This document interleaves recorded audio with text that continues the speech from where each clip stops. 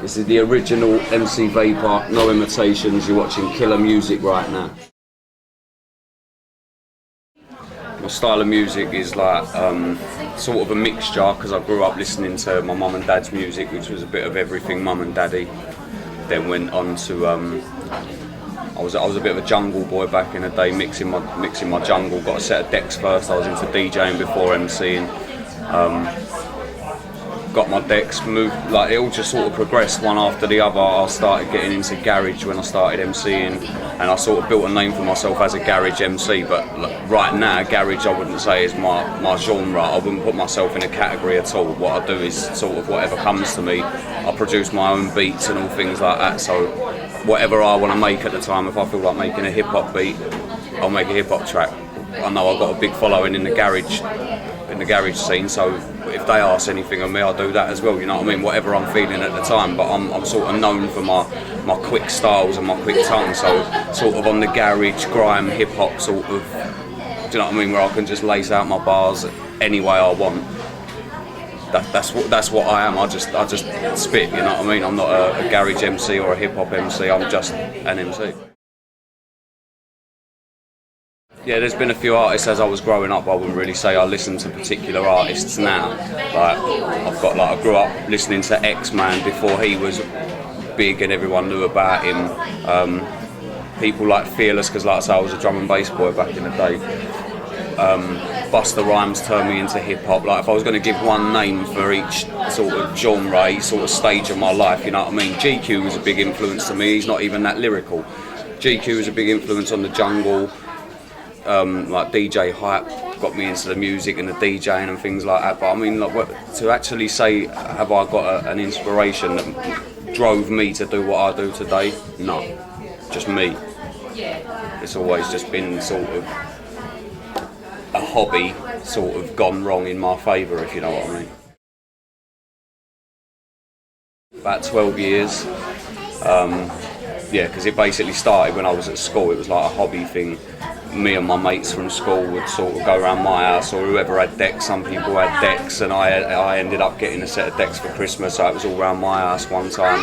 And it was just like everyone jamming, having fun. Someone would jump on the deck, someone would jump on the mic, and it was usually me that ended up on the microphone because other people weren't as comfortable with it as me, and I was having a go at writing my own things, and I kind of took to it better than everyone else, so I ended up as like the MC of my little crowd in school, you know what I mean? I'll usually just sit down, start building something. As I go along, it will become what it becomes. If I'm producing the track, then it will be my production, and then I'll probably get a feeling from the track to start writing to it. I'll probably come up with a chorus first or something, then start writing around the track. But with tracks that other people have done me, like the beat's already there, it might already have a concept if it's got a sample in the chorus or something like that, or I might have to sit there and rack my brains to try and think of what feeling I get from that song. But usually, like if it's my own production, I'll just build a beat without thinking what's going to go on it when it's done. It might just be an instrumental, you know what I mean? But it's usually a case of I'll build the beat.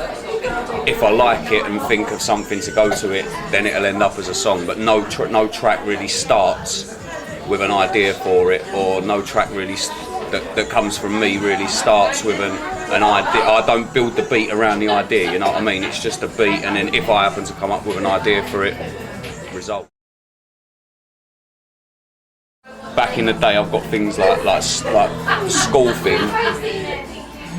There's nothing in that school lyric that actually relates to my time in school. Like I didn't get a G in English or nothing like that. You know what I mean? It's all sort of bullshit, but just random bullshit. Like I made it up. It's just a story. You know what I mean? But then you've got other stuff like that's not that. I wouldn't put that in the deep category. You've got other stuff that I've done since, like my hip hop stuff, which is just me talking about me and my views. I'm a very opinionated person, so my views, what I believe in, what I think, my opinions, it all comes out in my music.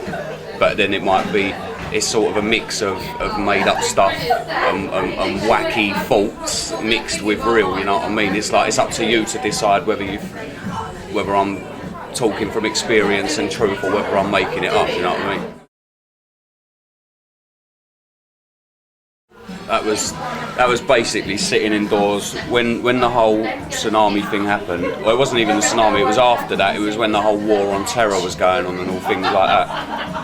It got to a point where I was sitting indoors flicking through the telly, and on Channel 1 was that story, Channel 2 was the same story, Channel 3 was the same story, and I just thought, I don't really, not to sound bad, but I didn't want to be watching that, you know what I mean? That wasn't what was happening around me.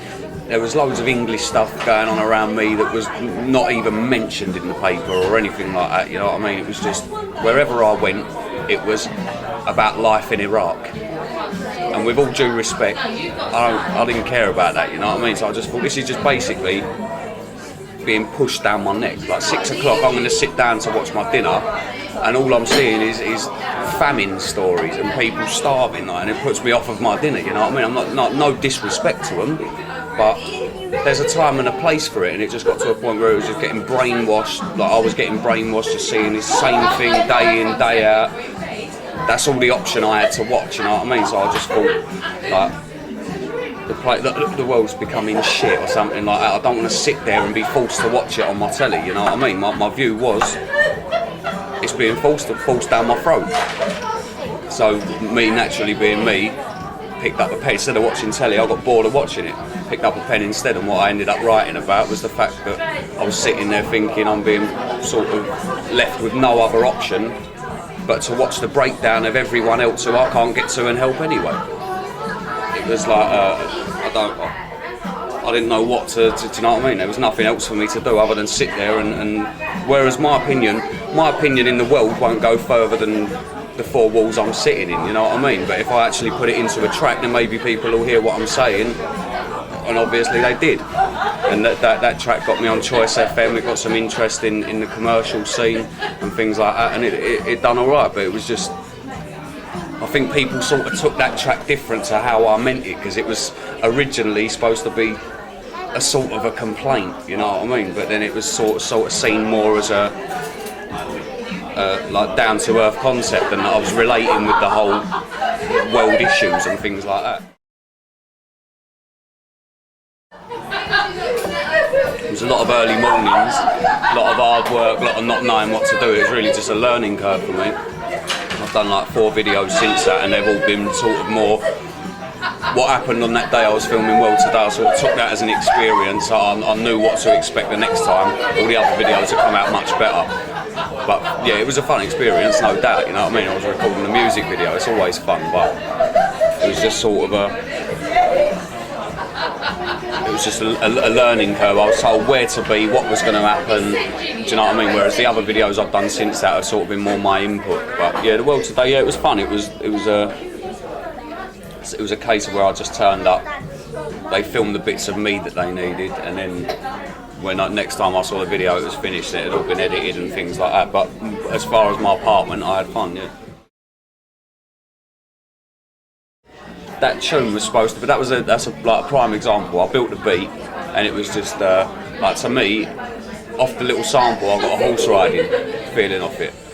So I thought it's like it does remind me of like a Robin Hood sort of thing. I thought I wouldn't talk about Robin Hood. I'm not from Nottingham. I've got like, but he's still an English sort of tale. You know what I mean? It's an English person that lived. So I thought what I'm going to do is, like, Robin Hood is an old character. You think Sherwood Forest, you think like back in the whatever times, medieval or something like that. So I thought I can't do a track about medieval. But it just naturally sort of ended up as a track that was, I'd taken the elements of what I know from the story of Robin Hood and just put me in the middle of it with my modern day twist and sort of made that life. Do you know what I mean? Took elements from my life and the old story that I know and sort of made a big modern day. Do you know what I mean? It's supposed to be about like a guy of that character living nowadays. So you like take him off the top of his horse and he'd be in a murk. You know what I mean? I was thinking if I was going to have a video for that tune, it'd go from like me holding reins on a horse and it melts into a steering wheel. You know what I mean? I'm in a Mercedes or something like that. To sort of take the whole modern and back then image and sort of blend it all together. it was just like, that was in the garage day. The garage day for me was like my fun days. I didn't take it seriously. My only mission of each week was to have a new lyric each week for radio and things like that. So when I sat down and wrote about school, it's like my lyric, they didn't have deep meaning, but my lyric about school is still about something. Do you know what I mean? It was just like stuff that people can sing along to, or people can just sort of learn the words, and they're not that deep, but yeah, you can sing along to it. Do you know what I mean? But whereas now, like, MCing has become a totally different thing. So from what it was when I started to what it is now, it's a totally different thing, and it's changed in so many ways. Like when I started, no one was really watching for MCs. I could say whatever I wanted and it wouldn't matter.